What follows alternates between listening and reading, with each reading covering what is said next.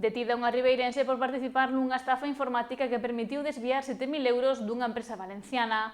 A investigación apunta a un fraude baseado na manipulación de facturas enviadas por correo electrónico. A investigación comezou despois de que unha empresa de Valencia ingresase por error 7.000 euros nunha conta bancaria distinta da do seu proveedor habitual. Os estafadores suplantaran a identidade da empresa cun correo electrónico casi idéntico ao orixinal e modificaran o número de conta da factura. A Garda Civil comprobou que o diñeiro foi retirado de inmediato. Ademais, esa mesma conta recibiu outras transferencias procedentes doutra empresa e poucas horas despois os fondos foron enviados a varias contas no estranxeiro, dúas delas en Romanía, seguindo o modus operandi habitual deste tipo de fraudes.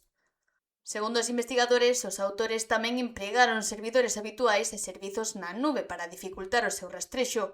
A muller veciña de Ribeira está investigada por presuntos delitos de estafa, falsidade documental e branqueo de capitais. Tras acollerse ao seu dereito ao non declarar, foi posta a disposición xudicial.